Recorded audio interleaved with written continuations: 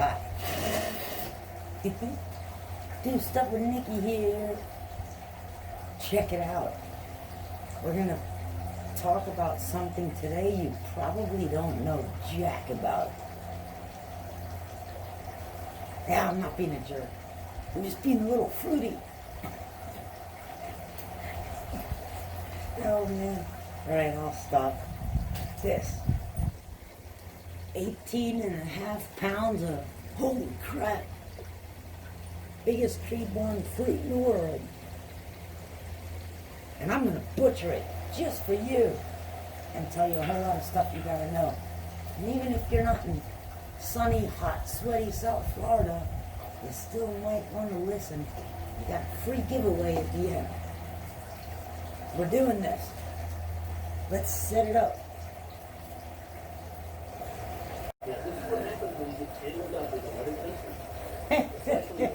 Alright guys, I'm going to try and concentrate because I'm so late today.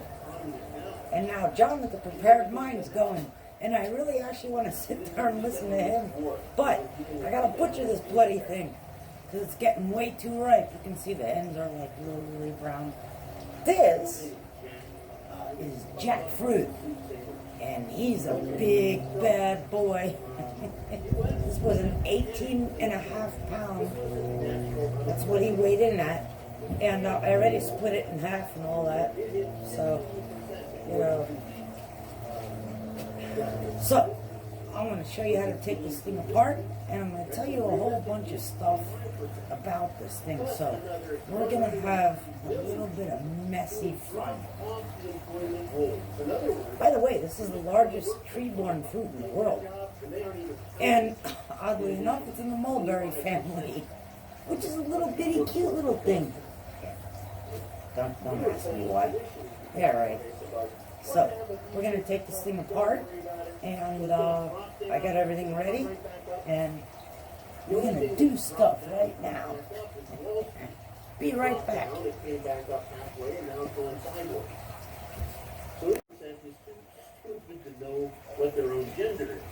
Alright, so like I said, largest tree-borne fruit in the world.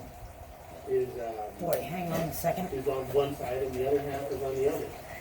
U.S. prosecuting attorney. Sorry about that. I thought I saw something.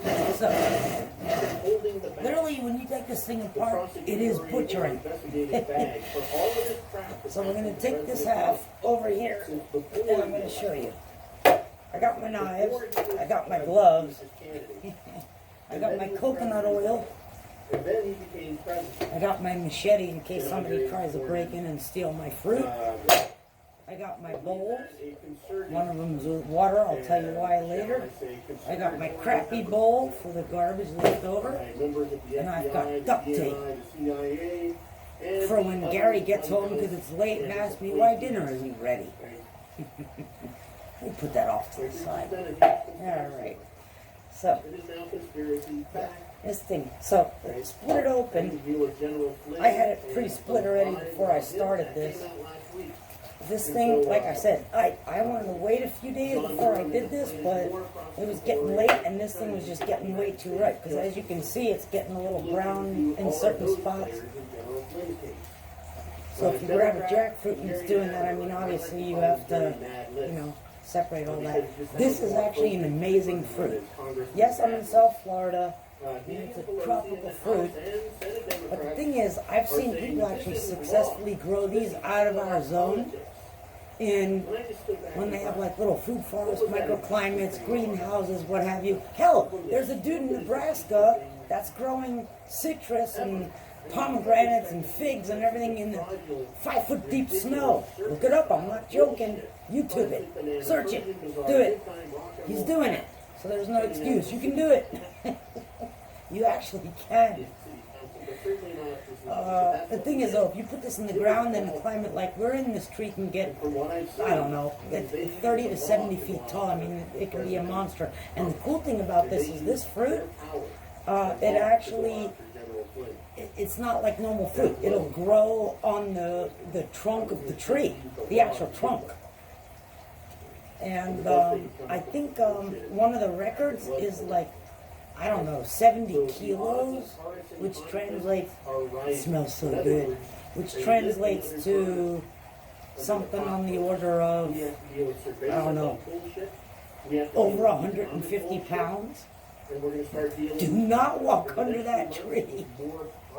Because if the fruit falls off and hits you in the head, you're dead. Right. Alright. So anyway.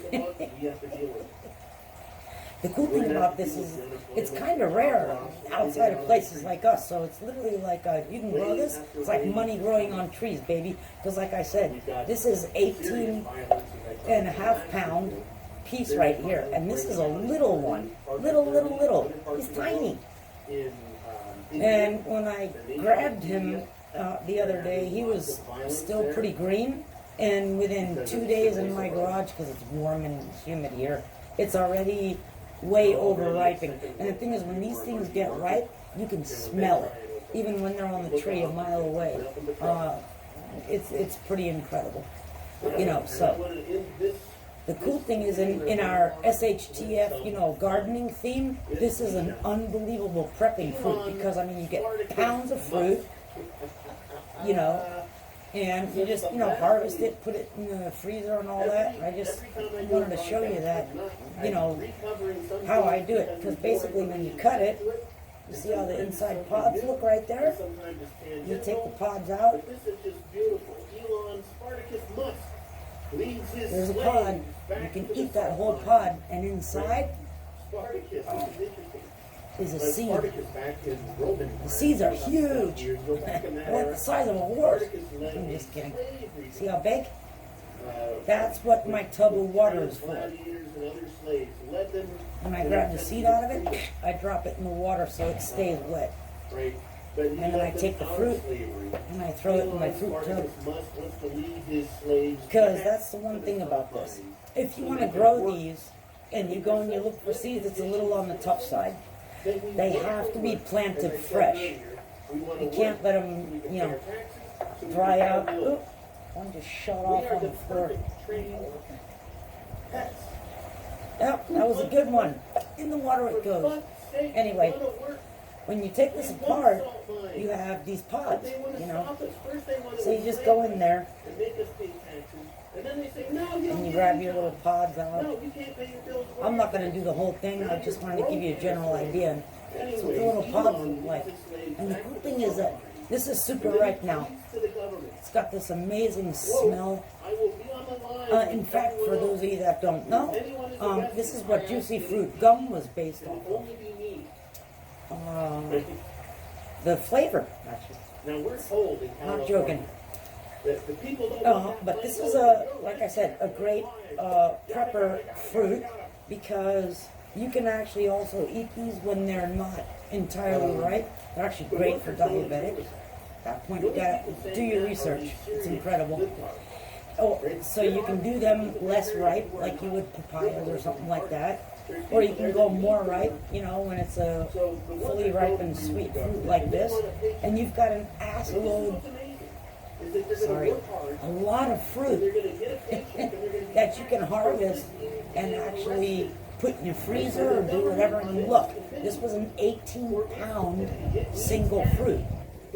And the thing about these trees are, one tree can produce hundreds of pounds of fruit, and usually under good conditions, they'll produce about 6 months of the year. So, you know, and shit hits a fan theme, that's an amazing prepper fruit. Highly nutritious. And not only that, it's a great starchy vegetable too if you eat it when it's underripe. Here's the next thing I'm going to tell you. The seeds that I've been plopping in here, I should have brought it out. I have some in my storage over there. These seeds, they're humongous. See how big? You can actually put them on a pan and roast them like chestnuts. And then you just, you know, crack open the little thing and you, well, it's got a little skin around it. And you crack open the thing and you eat they're embryos actually, technically, not seeds. So anyway, you roast it like chestnuts. And it's delicious, it's super nutritious. And again, if you do this before it's completely ripe, it's a great starchy, almost vegetable. And if you wait till it's completely ripe, you got a fruit. So it's like the ultimate shit hits the fan thing. And the cool thing is these trees, I mean, they're monsters and all that. And yeah, I know you can't grow them everywhere. But again, I know people that have successfully grown them in containers. They have to be big, and they have greenhouses and stuff like that. But the way that they produce in abundance, and I mean, they can do that for a century, 100 years, give or take, you know. So it's just incredible. Now, in good conditions, they can give you fruit in under 2 years, and they grow fast. Once they sprout, these things just take over the planet. They grow really, really fast. Now, I know people, and I have done it myself. You can actually semi-dwarf these trees because they can get really, really big, and they have a super deep tap root. And they've dwarfed them by topping them off and keeping them to a certain thing, and they'll still produce, no problem at all. And also with those same people, I've seen this thing fruit in about a year and a few months, which, you know, if you're growing apples and conventional fruit trees like that and all, they won't produce that quick. So, you know, it's actually pretty cool. And it really is, I mean, it's like the smell is so strong and pungent, you know, and so it's cool, you know. Split it open. I'm not going to go through the whole crazy. These are what the pods look like. They're really cool. Oh, and I was going to tell you too. Like this, you see how orangish yellow that is? It's totally ripe. I wish we had smell-o-vision. It would be amazing. When you take them apart when they're less ripe and they're more like starchy and all that, you can pull these apart, like you see, stringy, almost like mozzarella stringy. But you pull them apart like stringy, and you can saute that with some barbecue sauce and do like pulled pork sandwiches. They're amazing. And the consistency literally is like pork. It's actually unbelievable. I eat it all the time. I throw it on bagels and stuff like that, or muffins or whatever, you know. And the thing is, again, it's such a humongous fruit, and each tree will give you so much that you're not gonna know what to do with it. And the truth is, if you're in an obscure place and you've got the room or the greenhouse, whatever, you can grow this, you're gonna make yourself some coin. Because this literally is like growing money on trees. I'm not joking. Because, you know, the price per pound of these things is pretty far up there. And when you consider, I mean, my little guy here, he's only, what, 18.5 pounds. I said I weighed him in. But there, like I said, there's fruits out there. If you let them go, they go 50, 60, 70, 100-pound fruits. That's serious shit right there. Bad language. Bad Nikki. Yeah, here's a good pod right there. And they feel a little rubbery. Oh, and so I know by now that I forgot to say it in the beginning. Why is Nikki wearing gloves? No, it's not because of the virus. The reason why, and you got to remember this, it's got a little less now because it's super, super ripe. When you harvest these, the one thing about them is latex. So you go and I'll tell you about this. You go and you cut into them, and you'll have latex, super sticky, super impossible to get off of you. It's ridiculous. And so you have to prepare for that. So I've got coconut oil, and what I do is I take it and I coat my knives with it, I coat my gloves with it, and then I go and harvest the fruit. But once you get inside, when you're harvesting the pods, you're not going to have a latex issue, obviously, but it's around, you know, the seams, the edges right there, and all that. When you cut it open, you don't, the riper it gets, you don't see it as much, I find anyway. But, you know, if you're yanking it off the tree and you want it a little green for, like, your good old pork sandwich or whatever the hell you want to do, and like I said, the greener, the less ripe, is actually phenomenal for diabetics. No idea where that came from. And so it does have a lot of latex, and that's why whenever I butcher these things and they get messy, I'll take out 100% of it. And then I always if wear get a gloves, job, I'll you know. get back to you. So this one's a lot cleaner than some of the ones I've run into, and you can see on my industrial wire spool table here, I've got it covered with plastic, you know, just to butcher somebody. Silence of the lamb. No, I'm just joking. I don't think that. Alright, anyway. I don't think it's going to fly because It is there what it is no is. So, giant roof in the treasury. let me think what else I wanted to tell you guys. And you open that door up, and there's stacks Shoot. of Oh, the gold, seeds. silver, Yeah. gems, You dollar can- bills you that can in take the these Social out Security lockbox. and boil them or roast them just like you do with chestnuts. And they're delicious too. You crack it open and eat it, and it's super good for you. These things are highly, highly, highly nutritious. And seeds brings me to my next point. When you want to, be careful what you do, because some of you may be like, oh crap, I got to find these seeds online and go get, no. Go get them online. No. Because here's the thing. The way to plant them, fresh, right out of the fruit, put them in the dirt. And that's why I have a tub of water here, because I keep them moist all the time until I put them in dirt or I'm sprouting them from people. Now you're going to see online, if you look it up, there's people like, oh, it takes a few months from the sprout and all that. I have seedlings here. Hang on a second, I'll go grab one for you guys. If I'm in a place where Excuse me, plant. I have I'll be simple back in a I minute. can do it for less There you money. go. Anyways, that's the best I can come up with. I'm on coming, that. I'm coming. There are in that area. I got 2 babies. There's jobs. I'm a bad girl because that should have been in the ground already. These are jackfruit seedlings. They're only, they're only a month old. They're pretty big. Like I said, once they sprout, they go crazy. And I'm a bad girl because literally they shouldn't be in these tiny pots anymore, but I've been so busy and all that.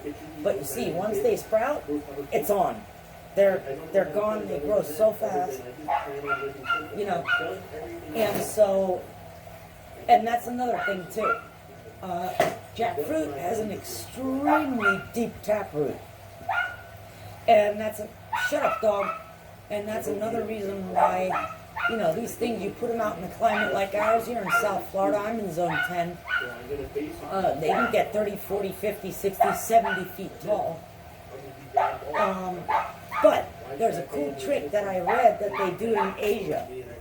They actually put like a steel or a cement thing or something like that down a couple feet under the ground before they plant this fruit. And, or this tree, sorry, fruit. This hasn't fruited yet. And then what happens is the taproot, I guess, doesn't go so deep, it goes out more. And that way they can top it and keep it more of a dwarf. Now I've successfully actually dwarfed fruit trees, avocados like the monster in my backyard, and mangoes and all that, and they will produce, oh my god, they will produce, shut up dog, they will produce the same way, you know, just you have to train it a little bit. So that may be a good idea for you people kind of pushing the edge that's not in zone, you know, 8 and change, 9, 10 and stuff like that. But again, like I said, there's this old guy in Nebraska growing citrus, pomegranates, figs and everything else in the snow, you know, so you gotta look it up. So anything's possible, you know what I mean? You can do it if you try really hard. But anyway, this is how they grow. I mean, it's incredible. It's super hardy, you know, it's amazing. And again, he's only about a month and a week or so old. It's incredible, the growth on it. And I got this to sprout quick. And how? Because I drop the seeds in water, and I actually leave them in there for about 2 days. No! Be quiet. Sorry, my Jack Russell is a crackhead. For about 2 days, and then I shove them in dirt, and I had some of them sprout in about 8 or 9 days. They'll sprout that fast. Just throw them in water, you know. If you get fresh seeds, you know, once you get fruit. And so you get that, you yank it out of there and just throw it in the water and all. And that brings me to my next thing. Free giveaway. I have a lot of seeds in here because I didn't even cut this part of it yet. This is only a little quarter that I've been showing you guys. So, first 15 people that comment down below, I'll send you a free seed. You can stick it in there, have some fun, germinate your jackfruit, and if I have more after those 15, I'm happy to send those to you too. I want everybody to try and grow this. It's really actually easy to grow. It grows like a weed, and it's really cool, and I'd love to be able to see what somebody can do with that. And by the way, this is actually a good variety of jackfruit because some of them actually have more latex than others. And this is one that actually has less latex. So, no more sticky stuff, you know, unless you really like latex, you know. I mean, there's some good things you can do with latex. You could, you could stick your spouse or your partner to the headboard, you know, and, like, he'll stick to it really hard and you can get him to do what you want for her. There's an idea. That's how crazy this shit is, though. Because once it's on, you can't get it off. So gloves and oil. My number one recommendation when you're harvesting this thing. Just in case it has a lot of latex. Headboards. Alright. Anyway, I think that's all I wanted to cover. No, I mean, I probably had more, but I'm completely distracted because I read this crazy news headline today. There's IKEA in China. And IKEA was asking people, please, not to, I hope I can say this, masturbate in their store. Because they caught a chick doing it in their store and they put it in a news article. And I'm sorry, it's just so funny. I can't help myself. So I can't even concentrate right now because I literally read this 10 minutes before I had to do this. Oh, all right, whatever. And then, sorry for the background noise. That's my friends. And John at the Prepared Mind. And so that's usually what I'm watching at this time of night, but I couldn't wait. I had to finish this because it's getting too ripe and too dark. And I will not turn John off. That's blasphemy. So, anyway, gotta check this guy out. He's a sweetheart of a guy. He knows what he's talking about with the current events going on right now. So, anyway, I'm going to harvest the rest of my jackfruit while I'm finishing listening to John tonight and grow stuff, do stuff, anything, right? Compost, that's the wrong part. Crap, hold on a second. Dang it, that was my drink that just fell over. Blasphemy. Anyway, I love you guys, and stay green. And little and wild and dirty doesn't hurt either. And messy with latex too. Sounds kinky, doesn't it? Love you guys. Peace out. Rock and roll. I'll see you next time.